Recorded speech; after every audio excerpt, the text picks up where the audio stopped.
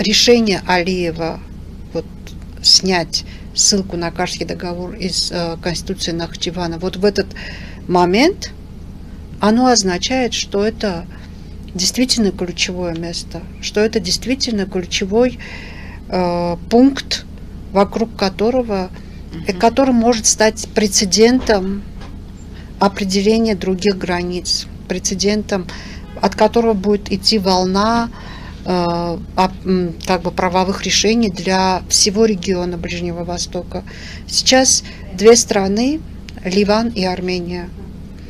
оказались почти в одинаковой ситуации, когда